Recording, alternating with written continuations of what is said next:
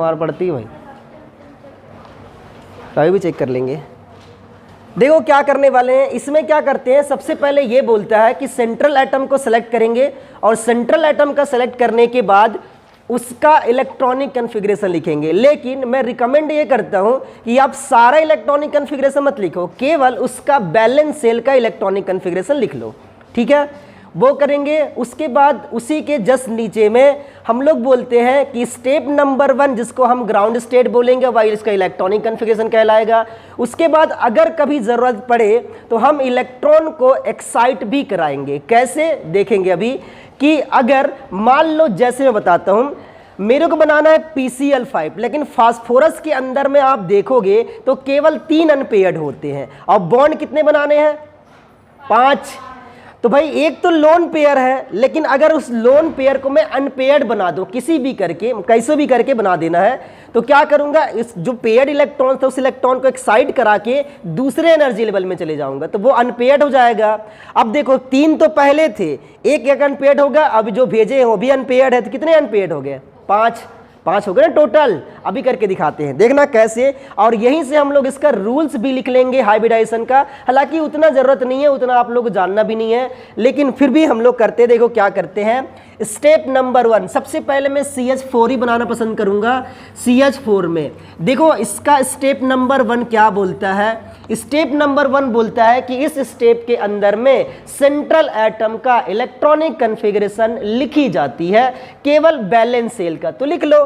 तो क्या करते हैं बताओ, कार्बन का बैलेंस सेल का इलेक्ट्रॉनिक कन्फिग्रेशन पहले हम नॉर्मल लिखते हैं, तो 1s2 होगा, 2s2 होगा और यहाँ पर 2p2 होगा। ये तो हमारा बैलेंस सेल, इसका मतलब है नहीं, तो आप चाहो तो सीधा सीधा यहीं से लिख सकते हो। क्या लिखेंगे कि इसको पहले आप इलेक्ट्रॉन में भर डालो वैसे करके, बहुत अच्छी बात है। अब देखो ध्यान से क्या करने वाले होंगे बेटा, बताओ इस जो स्टेप 1 है, इस स्टेप 1 को हम लोग बोलते हैं इसका ग्राउंड स्टेट। क्या बोलेंगे, मैं शॉर्ट में लिखा हूं GS करके, पर इसको आप ग्राउंड स्टेट बोलेंगे। आगे चलते हैं। सिमिलरली स्टेप नंबर 2 के अंदर में, इस स्टेप नंबर 2 को हम लोग बोलेंगे एक्साइटेड स्टेट। एक्साइटेड स्टेट को हिंदी में बोलते हैं उत्तेजित अवस्था। क्या करना है मैं समझाता हूं। देखो अगर आप ध्यान से देखेंगे तो इस पूरे एलिमेंट्स के अंदर में, मतलब कार्बन के अंदर में 2 अनपेयर्ड दिखाई दे रहे होंगे, लेकिन बॉन्ड कितने बनाने हैं, 4। इसके पास 4 अनपेयर्ड है क्या, नहीं है। तो क्या करना पड़ेगा, ये जो पेयर्ड इलेक्ट्रॉन्स दिख रहा है इसको मैं एक्साइट करा के जो फील्ड, मतलब जो खाली ऑर्बिटल दिख रहा है उसमें हम फुलफिल करवा देंगे। देखते हैं कैसे, फुलफिल नहीं केवल फिल्ड करा देना है। तो करते हैं। तो यहां आपको लिखना पड़ेगा कि इस स्टेप में लोन पेयर को एक्साइट करा दिया जाता है। तो एक्साइट कराऊंगा, देखो कैसे बन जाएगा। इसको आपको ऐसे बनाने हैं कुछ इस तरह से।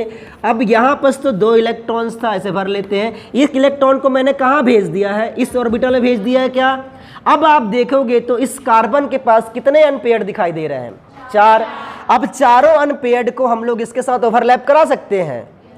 तो इसका स्टेप नंबर 3 मैं कहां पर लिख रहा हूं, यहां पर लिख रहा हूं। तो स्टेप नंबर 3 को हम लोग बोलते हैं ओवरलैपिंग स्टेट, सॉरी इसको हम लोग बोलते हैं hybrid state, hybridization state, hybridization state. अब इस स्टेट के अंदर में हम लोग क्या कर देंगे कि जो भी इलेक्ट्रॉन्स दे, जो भी अनपेयर्ड है उसको हम पेयर्ड करा देंगे। मैं इसको यहाँ लिखा पर वहाँ बना रहा हूँ ना, स्पेस कम होने की वजह से नीचे दिखाई नहीं देगा। तो यहाँ पास कुछ इस तरह दिखाई दे रहा होगा, यहाँ पास S है, ये मेरा P है, 1 2 3 4।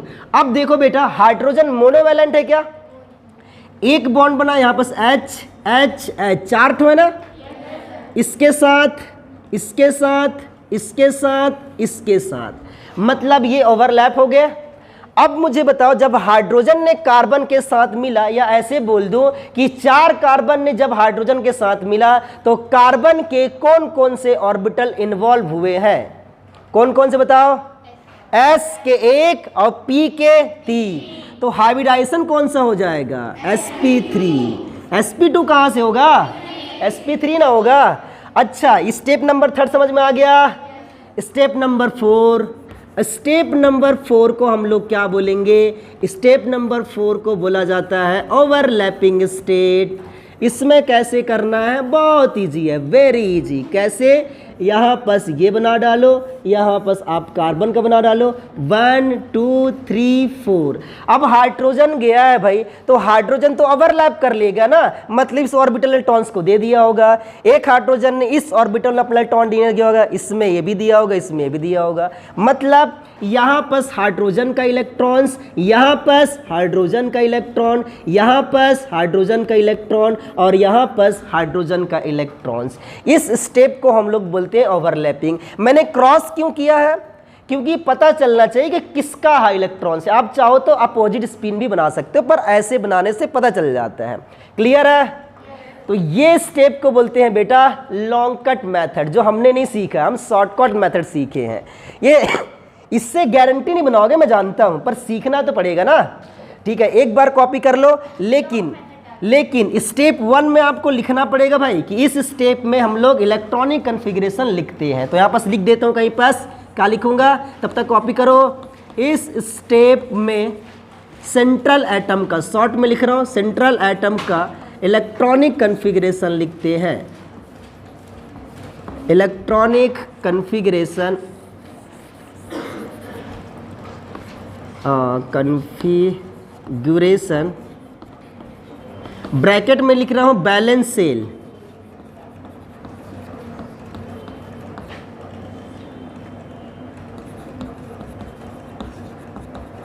ये ऐसे कुछ लिख रहा है भाई। इसमें क्या करते हैं, पेयर्ड इलेक्ट्रॉन को एक्साइट कराते हैं। तो यहां पर मैं लिख देता हूं, इस स्टेप में, यहीं से लिख शुरू करता हूं, इस स्टेप में पेयर्ड इलेक्ट्रॉन्स, इस स्टेप में सेंट्रल एटम का, सी लिखो ना बेटा, सेंट्रल एटम का इलेक्ट्रॉनिक कॉन्फ़िगरेशन लिखते हैं। यहां क्या लिखा था, इस स्टेप में पेयर्ड इलेक्ट्रॉन का, इलेक्ट्रॉन को एक्साइट कराते हैं। हालांकि ये तो गारंटी नहीं करोगे, क्योंकि आज तक मैं जितने बच्चों को पढ़ाया हूँ इस मेथड से वो आंसर निकालते ही नहीं है, वो शॉर्टकट मेथड से निकालते हैं। बट आने चाहिए भाई। बहुत बार तो ऐसे होता था कि उनको ये आता भी नहीं था। ये हाइब्रिडाइजेशन का ही है, हाइब्रिडाइजेशन ही है, पर ये एक्चुअल मेथड इसको बोलते हैं, एक्चुअल मेथड बोल सकते हो आप, लेकिन फिर भी हमको यहाँ पढ़ना है। और उसका नाम है पी पाई बॉन्ड। सिमिलरली ऐसा डी पाई भी होगा, बट वो पेपर के अंदर में अभी फिलहाल के छोड़ देंगे। पी पाई बॉन्ड समझ जाएंगे।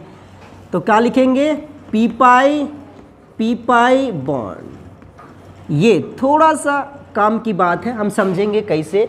इसको हम लोग वैसे नहीं, हालांकि आप समझ भी सकते हो, लेकिन उम्र कम है तो समझ में कम आएगा, इस वजह से यहाँ पर समझते हैं। ये तो आसानी समझ में आ जाएगा, पर डी पाई बॉन्ड इजीली समझ में नहीं आता है, उसको पूरा एक्सप्लेन करना पड़ता है। देखिए कैसे, इसका एग्जांपल मैं ले रहा हूँ बेटा CO2 के अंदर में। तो सेंट्रल एटम कार्बन होगा क्या, स्टेप 1 के अंदर में इस बार मैं लिखूंगा नहीं कि इस स्टेप में कार्बन के बैलेंस इलेक्ट्रॉन का इलेक्ट्रॉनिक कॉन्फ़िगरेशन लिखी जाती है। ये मैं नहीं लिख रहा हूँ, यहाँ पर लिखा चुका है, महसूस कर रहे हो। अच्छा, कार्बन का बैलेंस सेल का electronic configuration 2s2 and 2p2, यही होता है क्या? बताओ, इसमें इलेक्ट्रॉन को एक्साइट करा सकते हैं? कराना पड़ेगा, क्योंकि हमको 4 बॉन्ड बनाना पड़ेगा और यहाँ पर 2 ही है अनपेयर्ड। तो मतलब क्या करना पड़ेगा, स्टेप हम सेकंड में चल देंगे, और स्टेप सेकंड को क्या हम एक्साइटेड स्टेट बोलते हैं। और एक्साइटेड स्टेट के अंदर में इस इलेक्ट्रॉन को एक्साइट करा दोगे, और अगर एक्साइट करा दोगे तो ये तो सिंगल हो जाएगा, एक इलेक्ट्रॉन यहाँ चला जाएगा। बात को मानते हो?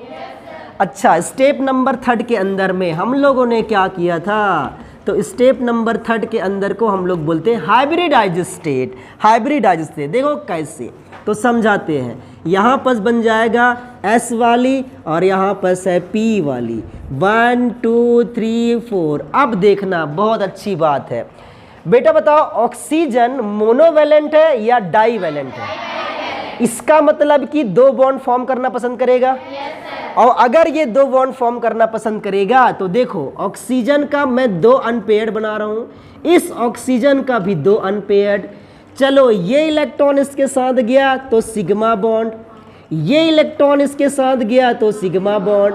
अब ये इलेक्ट्रॉन जो बचा हुआ है उसके साथ बॉन्ड बनाएगा, कौन सा बॉन्ड? इसका कौन सा? लेकिन अभी तक क्लियर नहीं हुआ है, अभी तक क्लियर बिल्कुल नहीं हुआ है, समझाते हैं, रुक जाओ। इसका मैं ऑर्बिटल बनाना पसंद करता हूं ऑक्सीजन का। लास्ट में अगर आप P में देखेंगे बेटा तो P में आता है 2p4, यही आता है ना? अच्छा, इसको रफ कर लेते हैं, रुक जाओ रुक जाओ रुक जाओ, थोड़ा सा रुक जाओ। यहाँ ये ऑक्सीजन का है भाई, यहाँ पास ऑक्सीजन का अगेन बनाना पड़ेगा। मैं उस ऑर्बिटल को लिख रहा हूँ, हालांकि आप लिखना चाहो तो S में 2 इलेक्ट्रॉन्स भी होते हैं, इसका तो हमको मतलब भी नहीं है, केवल इसका अनपेयर्ड इलेक्ट्रॉन्स को लिखा जाता है, ऐसे आपने बोल रखा है पहले ही। अब बताओ इसके साथ ये कौन सा ऑर्बिटल है, कर लो, px py pz, px py and pz, ऐसे बोलते हैं ना। इसके साथ बॉन्ड सिग्मा, ये इसके साथ बॉन्ड सिग्मा, लेकिन ये इसके साथ कौन सा? ये इसके साथ कौन सा?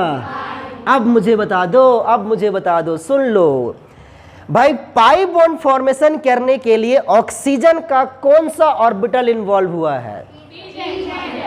p ऑर्बिटल, और कार्बन का p ऑर्बिटल्स, इसीलिए इसको हम लोग क्या बोलते हैं? p pi bond. सिमिलरली यहां पर देखो, ये वाला ऑक्सीजन, ये वाली ऑक्सीजन का जो p बॉन्ड है वो कार्बन के p बॉन्ड के साथ ओवरलैप करके पाई बॉन्ड का फॉर्मेशन किया है। दैट मीन्स इस बॉन्ड को भी हम लोग क्या बोल सकते हैं? p pi bond. क्लियर है? आगे अब ओवरलैपिंग करा दें, केवल हमको वहीं पर समझाना था, लेकिन फिर भी मैं ओवरलैपिंग करा देता हूं। तो ओवरलैपिंग कराओगे तो कुछ इस तरह से बन जाएगा। ओवरलैपिंग में आपको ऐसे नहीं कराने हैं जैसे हम लोग बचपन में कराए थे अभी, उस तरह से, ऐसे, ओके। लेकिन बेटा इसमें हाइब्रिडाइजेशन कौन सा होगा, बताओ जरा, कौन सा? अरे बता दो, हाइब्रिड स्टेट में भाई ये कौन सा है? S, और यहां पर P। पाई बॉन्ड को हाइब्रिडाइजेशन में कंसीडर नहीं किया जाता है, मतलब इन दोनों का कौनो मतलब नहीं है, और कौनो मतलब नहीं है तो कितने ऑर्बिटल? एक S और एक P, तो हाइब्रिडाइजेशन कौन सा? यही तो बताना था, निकाल के दो, ट्रिक से वही आंसर आएगा। समझ में आ गया? तो p पाई का यही मतलब है बेटा कि जब पाई बॉन्ड फॉर्मेशन के लिए सेंट्रल एटम का p ऑर्बिटल एवं एडजेसेंट एटम का p ऑर्बिटल इन्वॉल्व होते हैं तो इस बॉन्ड को हम p पाई बॉन्ड कहते हैं। पहले लिख लो फिर उसको बनाना। लिखो, बना डेफिनेशन बता देता हूं। लिखना, जब पाई बॉन्ड फॉर्मेशन के लिए, पाई बॉन्ड फॉर्मेशन के लिए सेंट्रल एटम का p ऑर्बिटल, सेंट्रल एटम का p ऑर्बिटल एडजेसेंट एटम के p ऑर्बिटल के साथ, सेंट्रल एटम का p ऑर्बिटल एडजेसेंट एटम के p ऑर्बिटल के साथ, क्या लिखे? अभी तक नहीं लिख पाए हो? सेंट्रल एटम का p ऑर्बिटल एडजेसेंट एटम का p ऑर्बिटल के साथ इन्वॉल्व होता है या ओवरलैप करता है, तो इस बॉन्ड को p पाई बॉन्ड कहते हैं। भाई ये क्लियर हो गया। ये क्वेश्चंस अगर कभी भी आ जाए तो आप यहां से लिख लेना, ठीक है? इसे कॉपी करो जरा, मेरे ख्याल से क्लियर तो हो ही गया होगा। तो चलो अब तो ये हमारा टॉपिक्स पढ़ेंगे, और ये टॉपिक बहुत फेमस टॉपिक है, बिल्कुल 100% मार्केट वैल्यू प्रोवाइड करता है भाई। मार्केट वैल्यू मतलब बहुत इंपॉर्टेंट है। देखो ये क्या बोलते हैं, ये थ्योरी एक्चुअल में क्यों डेवलप की गई है? इसको डेवलप किया गया है एक्चुअल में सिजविक के द्वारा, सिजविक एंड पावेल के द्वारा, लेकिन इसको बाद में इसको थोड़ा सा और क्या बोला जाए तो इम्प्रूवमेंट किया गया है, और वो किया गया है किसके द्वारा? गिल्स्पी के द्वारा। तो लिख लेते हैं, पहले क्या लिखोगे कि ये दिया गया था सिजविक एंड पावेल के द्वारा, लेकिन इसको डेवलप किया गया है गिल्स्पी के द्वारा, नाइहोल्म करके। तो यहाँ पर लिखो, क्या लिखोगे? It was given by Sidgwick Sidgwick and Powell at 1814 but developed by, वाह क्या इंग्लिश मीडियम चल रहा है, बट डेवलप्ड बाय किसके द्वारा, गिल्स्पी एंड नाइहोल्म। हाँ बेटा 80-40 है। हाँ क्या बोल रही, कहाँ पास, एंड पावेल। अरे पीछे रहती है तू।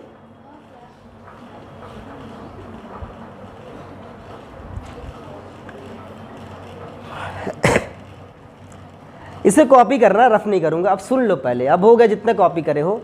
देखो बेटा कहना क्या था, इसका कहना ये था कि हम लोग जियोमेट्री पढ़े थे, और अगर जियोमेट्री को बताता है हाइब्रिडाइजेशन, लेकिन VSEPR थ्योरी बताता है शेप को। अब बोलोगे शेप क्या होता है, जैसे मैं समझाता हूं क्यों एक क्वेश्चन डेवलप हुआ था। तो पहले यहां पर मैं दो चीज बनाता हूं, आप लोग को मैं दिया भी था कि आपको CH4 का बॉन्ड एंगल लिखना है, और उसके बाद NH3 का बॉन्ड एंगल लिखना है, और उसके बाद H2O का। तो हाइब्रिडाइजेशन तो आपने 100% लिख रखा होगा कि तीनों का अगर हाइब्रिडाइजेशन निकालोगे तो 100% sp3 आता है। बोलो आता है क्या, और तीनों का sp3 आता है, तो इनकी बॉन्ड एंगल 100% होना चाहिए इतने के आसपास। लेकिन इसकी बॉन्ड एंगल भी इतने होने चाहिए, इसकी बॉन्ड एंगल इतने होने चाहिए, लेकिन सबसे अच्छी बात यह है कि इसका बॉन्ड एंगल तो इतना होता है, लेकिन इसका बॉन्ड एंगल इतना नहीं होता है, ये होता है 107.8 के आसपास या 9 के आसपास। इसी तरह से H2O का बॉन्ड एंगल भी होना तो इतना ही चाहिए था, लेकिन इतना नहीं होता है, ये होता 10.4 या 5 के आसपास, इतना होता है। देखो सब में हाइब्रिडाइजेशन तो सेम पाया जा रहा है, बॉन्ड एंगल होनी इतने चाहिए थी। अगर इसकी जियोमेट्री भी पूछोगे ना तो जियोमेट्री भी सेम होता है, लेकिन बॉन्ड एंगल सेम नहीं होता है। क्यों नहीं होता है, इसी का प्रॉपर एक्सप्लेनेशन हम लोग VSEPR थ्योरी के अंदर में करेंगे। ठीक है, कैसे अभी हम समझा देंगे, लेकिन सबसे पहली बात मैंने क्या बोल रखा है कि ये जो थ्योरी है इस मॉलिक्यूल्स का शेप को बताता है। शेप मैं आपको समझाता हूं, देखो कैसे। इसकी जियोमेट्री पहले बनाते हैं। इसकी जियोमेट्री मैं क्या करता हूं, यहां बस लिखता हूं कि अगर आप जियोमेट्री बनाओगे तो इसका टेट्राहाइड्रल आएगा, ऐसी कुछ आएगा। इसका बनाओगे तो नाइट्रोजन ऊपर लोन पेयर आता है, बताया हूं, H कुछ इस तरह से बनने वाला होगा। और इसका अगर बनाओगे तो 2 लोन पेयर था यहाँ पास, और यहाँ पास 2 बॉन्ड पेयर थे। बात को मानते हो ना? अच्छा बेटा, लेकिन अगर ये तो सारे के सारे क्या थे, इसकी जियोमेट्री था, लेकिन अगर मैं इसका शेप बोलूं, शेप में हम लोग लोन पेयर को कंसीडर नहीं करते हैं। मतलब आप लोन पेयर को हटा दो, जैसे इसमें तो लोन पेयर है ही नहीं है, तो इसका जियोमेट्री और शेप तो दोनों सेम होंगे। लेकिन इसका अगर आप हटा दोगे लोन पेयर को, देखो शेप क्या बन जाएगा, शेप कुछ इस तरह से बन जाएगा। क्या वह ऐसे करके H ऐसे बन जाएगा ना। और इस शेप को हम लोग नाम देते हैं बेटा पायरामिडल। क्या बोलते हैं? सिमिलरली यहां पर देखो, अगर आप कुछ भी करके लोन पेयर को हटा दो, जैसे मैं हटा दे रहा हूं, इसको मैं थोड़ा स्टाइल बनाता हूं ऐसे करके, ये H और यहां पर से ऐसे दिखेगा क्या? इसको मैं थोड़ा और घुमा दे रहा हूं ऐसे करके, तो ये ऐसे दिखेगा, ऐसे करके यहां पर H और यहां पर ये V टाइप का नहीं दिख रहा है क्या? इसलिए इसको क्या बोलते हैं कि ये V शेप का दिखाई देता है। जियोमेट्री सबकी सेम है, लेकिन क्या शेप सबका सेम है? क्यों? क्योंकि लोन पेयर को हम कंसीडर नहीं कर सकते हैं। इसलिए सबसे पहले आप लिखोगे शेप का डेफिनेशन। तो लिखो, क्या लिखोगे? शेप। रुक जाओ, इसमें छोड़ दो ना, उसके बाद शेप लिख लो पहले, उसके बाद लिखना। पहले शेप का डेफिनेशन लिखो। हाँ, शेप मैंने क्या बोला है बेटा, सुन लो, मैं ऐसे बोला हूं कि किसी सेंट्रल एटम के चारों ओर प्रेजेंट केवल लोन पेयर को एक दूसरे से अटैच करने पर जो स्ट्रक्चर ऑब्जर्व होती है उसे उसकी शेप कहते हैं। क्या बोलते हैं? कैसे बोला? किसी सेंट्रल एटम के अराउंड प्रेजेंट केवल बॉन्ड पेयर को एक दूसरे से मैच करने पर जो स्ट्रक्चर ऑब्जर्व होती है उसे हम लोग फलाना कहते हैं। ठीक है, लिख लोगे? चलो लिखो। किसी सेंट्रल एटम के चारों ओर प्रेजेंट केवल बॉन्ड पेयर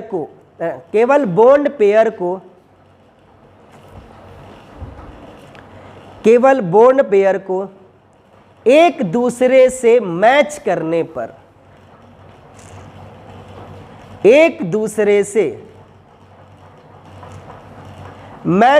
पर जोड़ने पर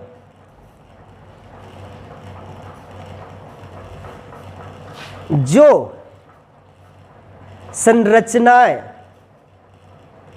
दिखाई देती है उसे उस मॉलिक्यूल की शेप कहते हैं।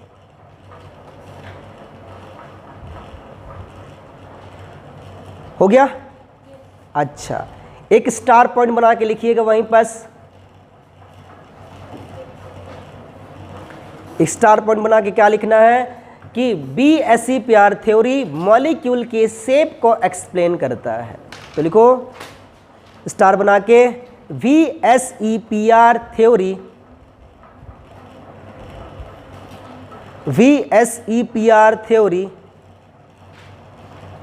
मॉलिक्यूल की